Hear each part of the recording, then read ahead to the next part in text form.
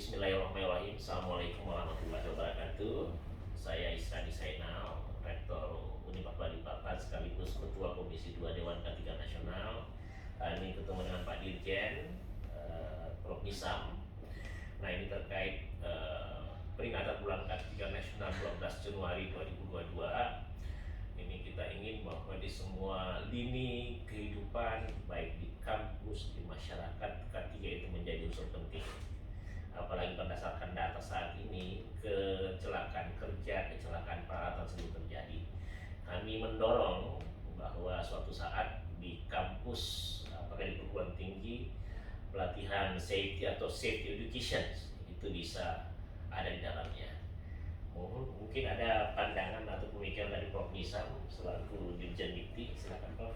Baik, terima kasih Pak Isradi. Jadi saya rasa ini sangat penting ya, bahwa terutama di bidang-bidang eksakta dan engineering, karena sebagai seorang sarjana teknik nantinya dari orang mahasiswa yang sedang studi ya, ini salah satu tugas kita adalah melindungi masyarakat ya, infrastruktur yang kita bangun, pabrik yang kita desain, segala sarana prasarana yang diciptakan oleh para insinyur ini pada dasarnya adalah untuk keselamatan manusia ya. Dengan kita membuat kendaraan bisa melaju dari tempat satu ke tempat yang lain, membawa kita.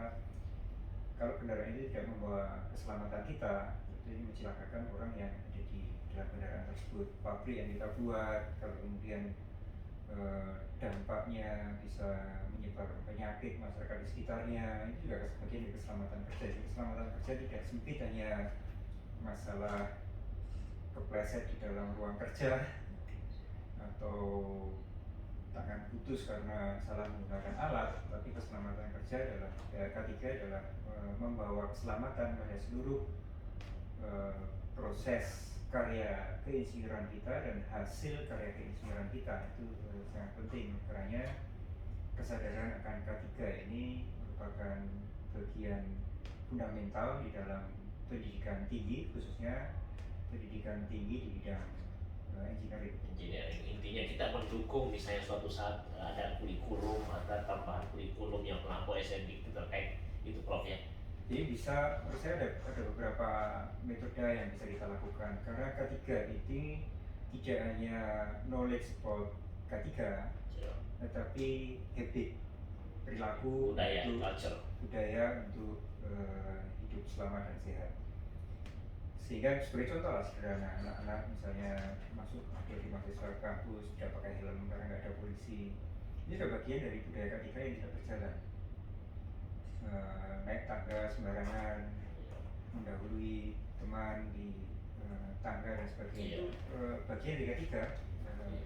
Laboratorium tidak ada exhaust fan misalnya, pada laboratorium kimia, itu bagian dari bentuk budaya. Jadi saya rasa itu, jadi K3 itu dari segi kurikulum ya mungkin bagian yang secara formal mungkin perlu ada di beberapa prodi yang memang sangat kental dengan keselamatan masyarakat. Setidaknya aspek ketinggiannya ada safety engineering-nya Prof ya. Itu mungkin perlu, tapi yang sangat penting adalah membangun kultur di budaya kesehatan dan keselamatan kerja di lingkungan perguruan tinggi kita.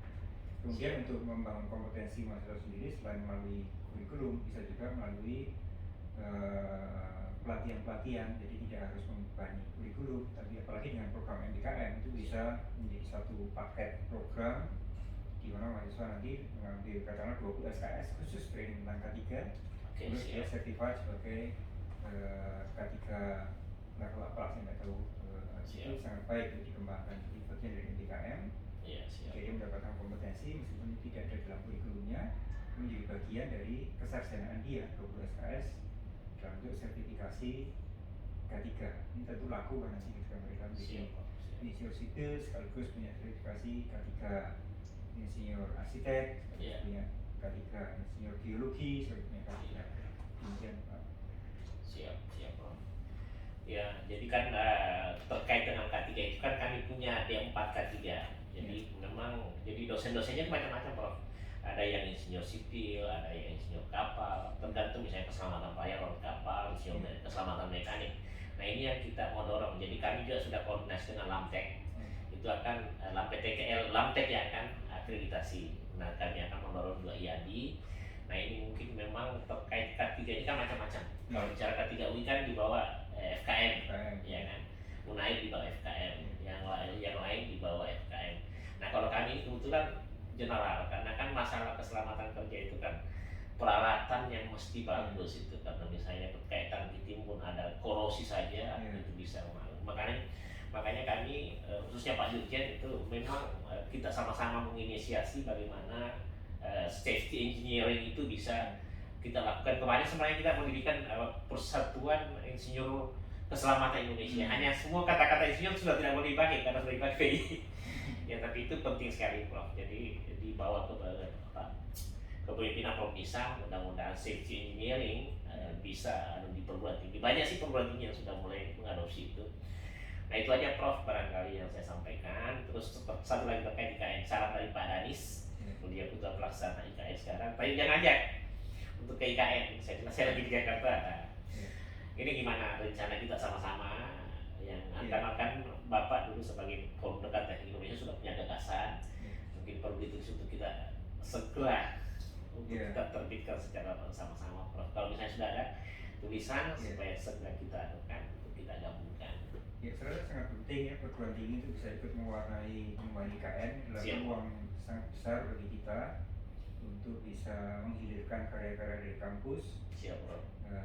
Agar kita bisa punya kebanggaan lah bahwa IKN ini adalah karya dari seluruh anak bangsa secara kolaboratif, terutama rekan-rekan dari dunia perguruan tinggi. Dan untuk itu saya menjadi PLT di Sindikti sudah mendorong itu melalui matching fund di PDIK. Nanti teman-teman yang akan punya inovasi yang akan dihilirkan ke IKN, ada kebutuhan di IKN yang perlu mendapatkan kajian dari perguruan tinggi, itu nanti bisa kita kolaborasikan melalui matching fund PDIK. Siap Prof. Ya, makasih Prof. Terakhir LAMTEK ini sebentar akan dituntaskan. Prof bisa sampaikan salam. Ada pesan khusus untuk teman-teman LAMTEK yang akan melaksanakan hari ini akreditasi percontohan untuk sekian prodi. Mungkin ada pesan khusus biar sekalian bisa sampaikan. Pesan saya jangan sampai akreditasi itu menjadi proses administrasi.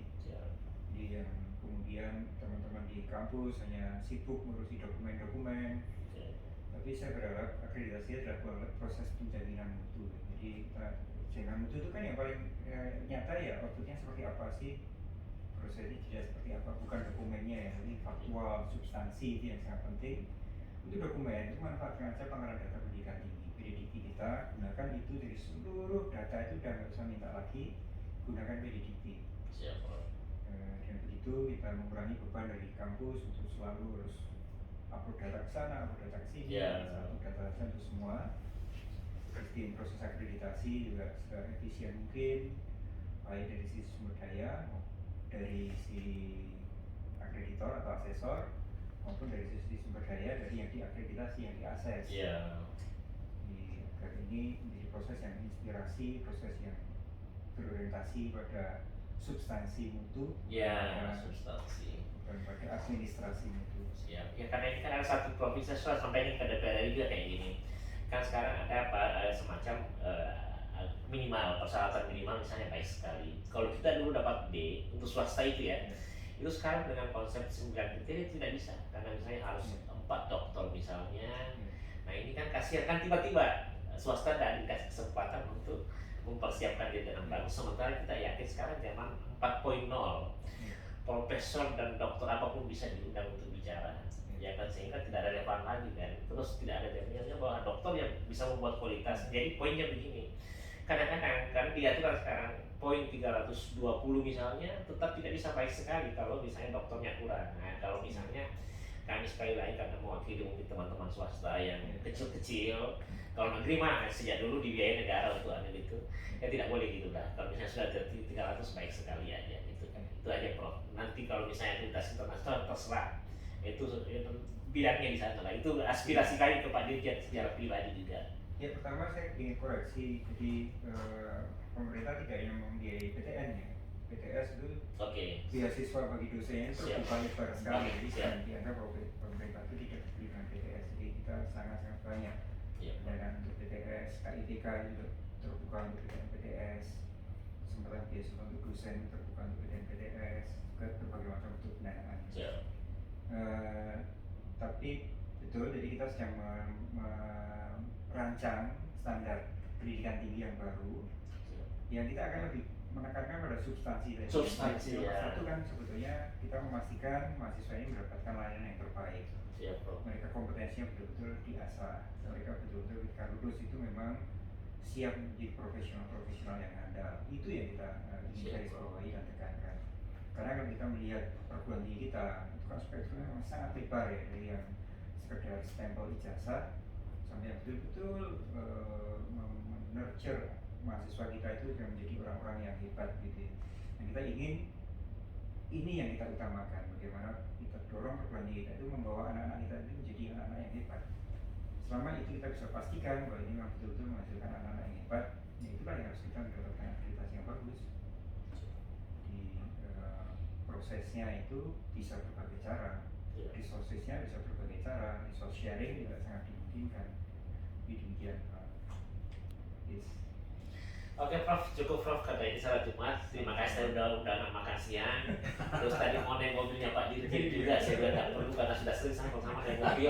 Tapi satu poin, Prof, Bapak saya ingin itu meletakkan Bapak sebagai salah satu pendiri atau misalnya inisiator pelatihan safety education perguruan tinggi. Itu poinnya sebenarnya yang ingin saya lakukan di 12 Januari itu. Nanti sambil rekaman Prof, kalau misalnya tidak sempat langsung direkam aja, biar kita jadikan poin. Prof, saya pamit. Terima Saya kasih. minum dulu tadi. Iya.